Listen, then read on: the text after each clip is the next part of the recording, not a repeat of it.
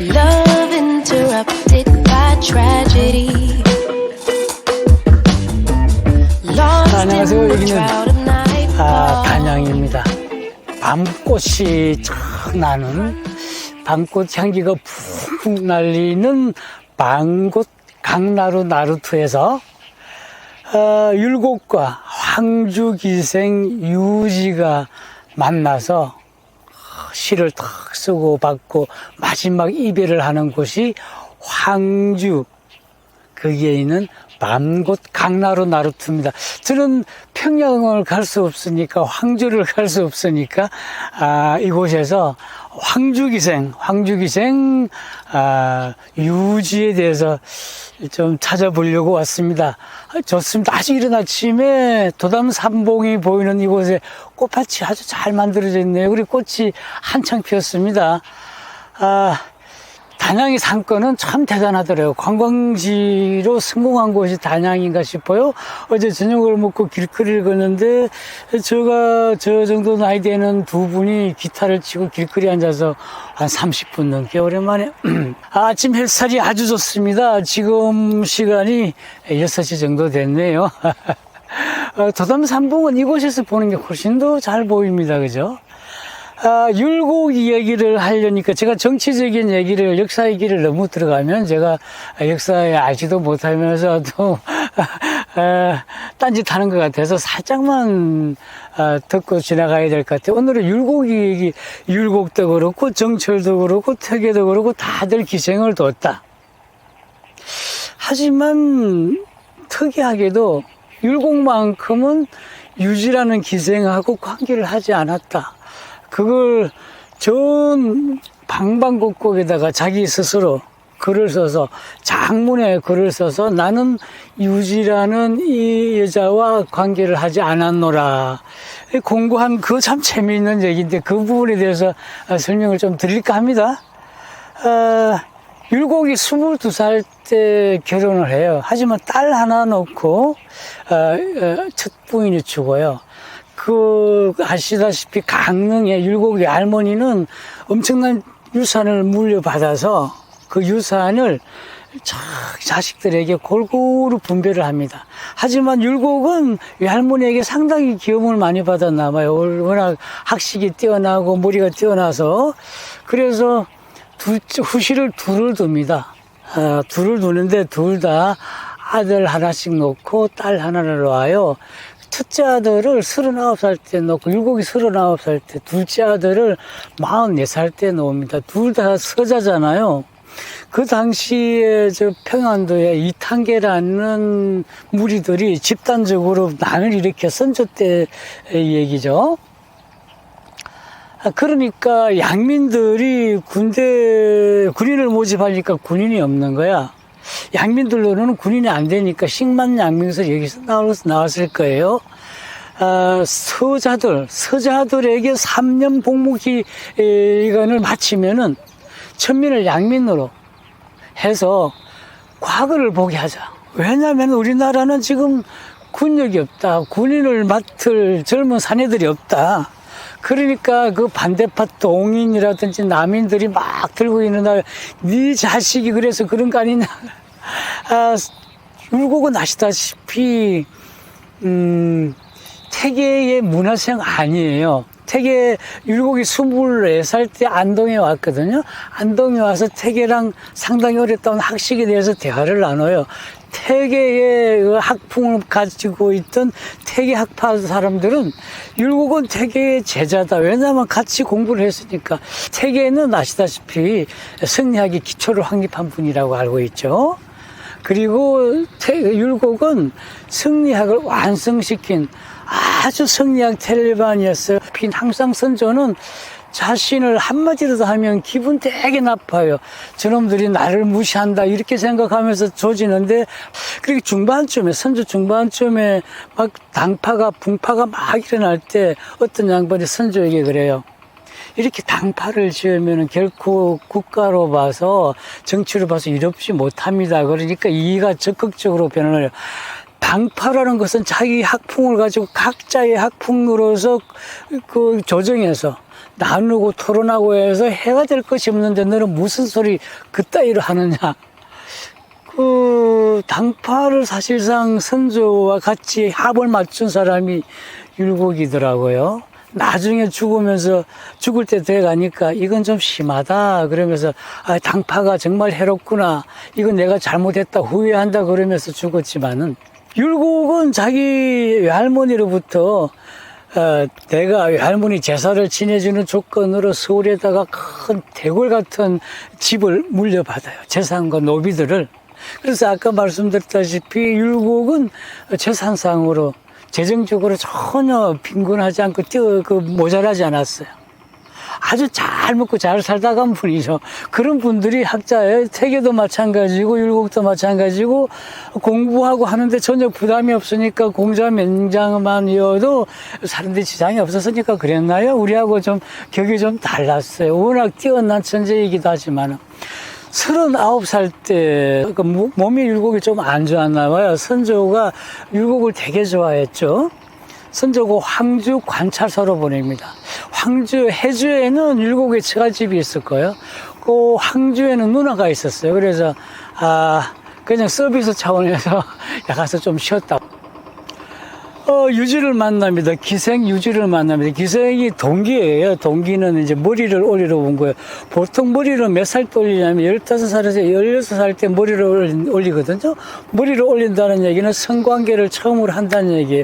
자기의 첫정을 그 사람에게 주는 겁니다. 대부분 줄 때는 방금처럼 관찰서로 오거나 이 동네의 고을의 원들이 고이 모셔놨다가, 이것도 하나의 뇌물이죠, 뇌물.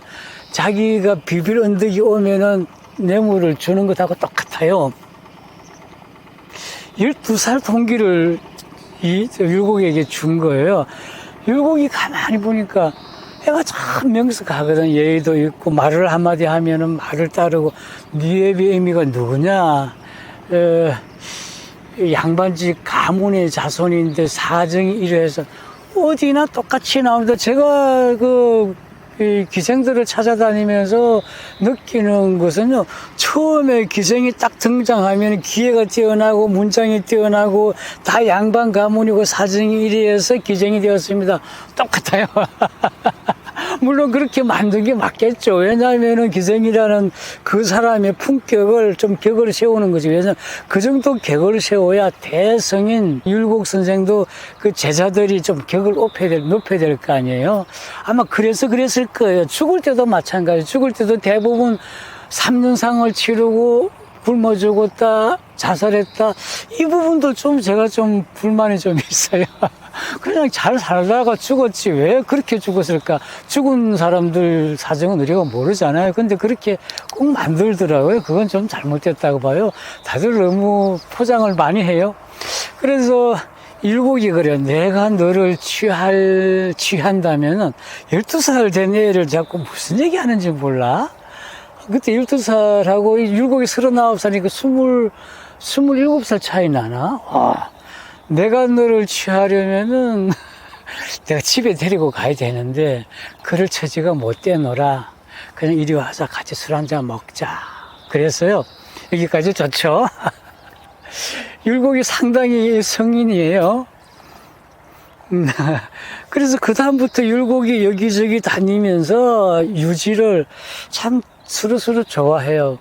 문장이 되고 글이 되고 말이 통하고. 하긴 이렇게 이쁜 꽃을 하나 꺾을까요? 미안합니다. 이 꺾어서 요만한 꽃인데 막 피는 꽃을 꺾어서 이렇게 갖고 다니거나 집에 딱 놔두거나 하면 좋잖아요. 항상 안방에다 데려다 놓고 이렇게 보고 있고, 이리 와라, 오늘은 무슨 얘기를 할까. 할아버지와 손녀 얘기가 아니라, 아버지와 딸의 얘기가 아니라 연인의 관계란 말이에요. 율곡이 여기저기 다니면서 왔다 갔다 하면서 가끔씩 들러서 유지를 보고 유지를 또 만납니다. 유지가 20살 때 됐어요. 20살 때 27이니까 49이죠.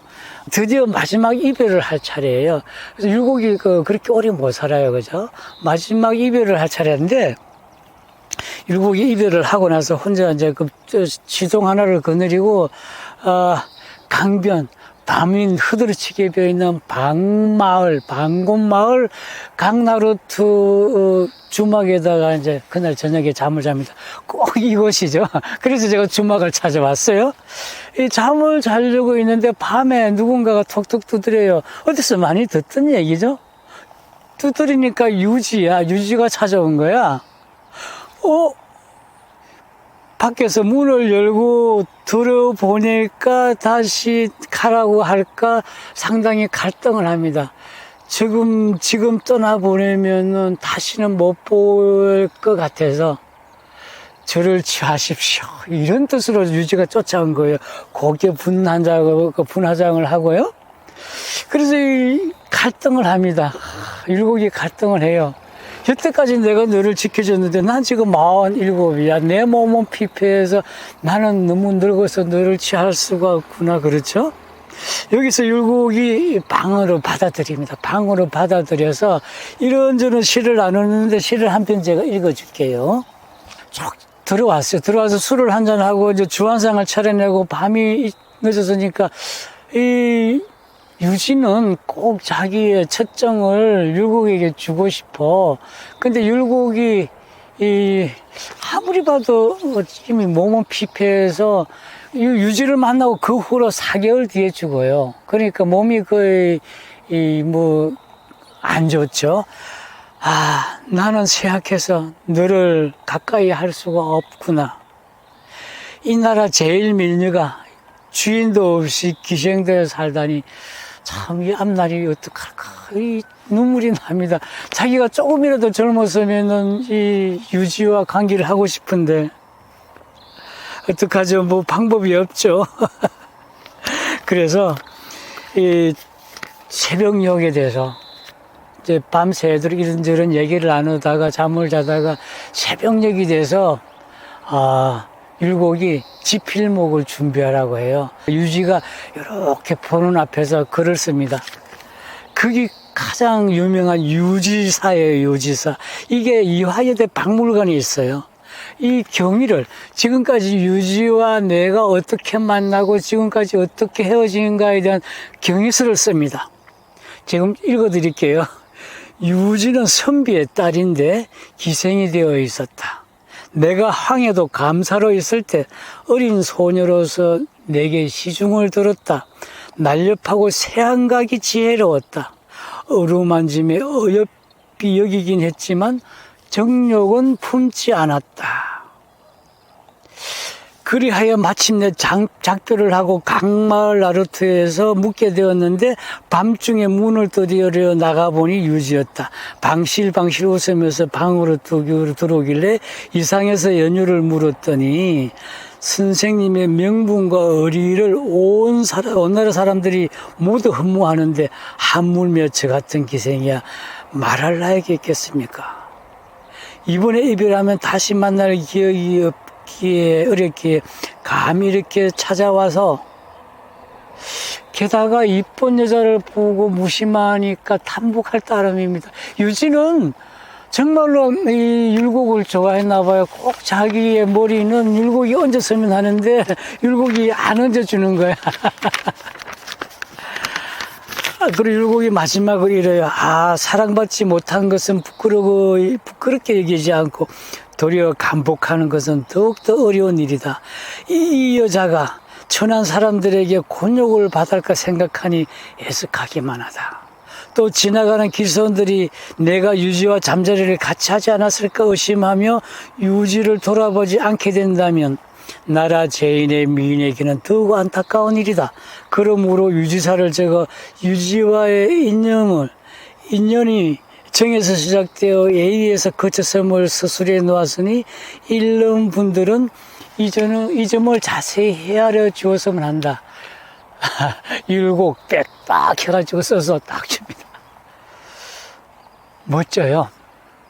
성이 맞아요. 그렇잖아요. 책임을 지지 못하지만 마지막까지 유지의 그 인격을, 위치를 보장을 해줬어요.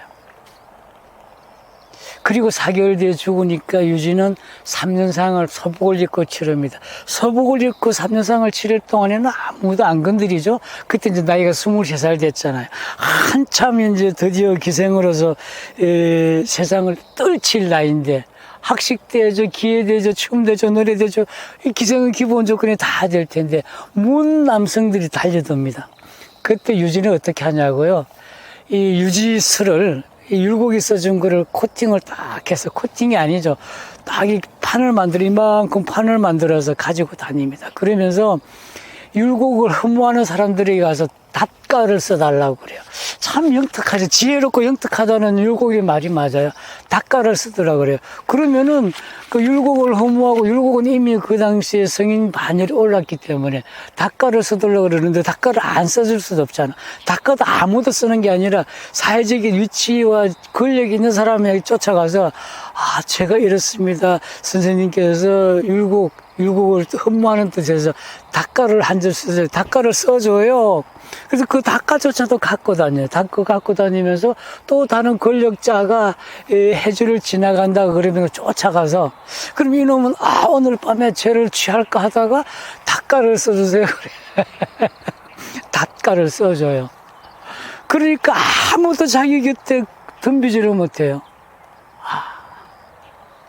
그 후에 유지는 어떻게 살았냐고요?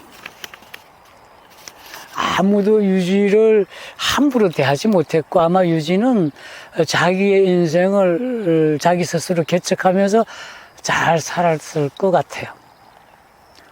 멋져요, 그죠?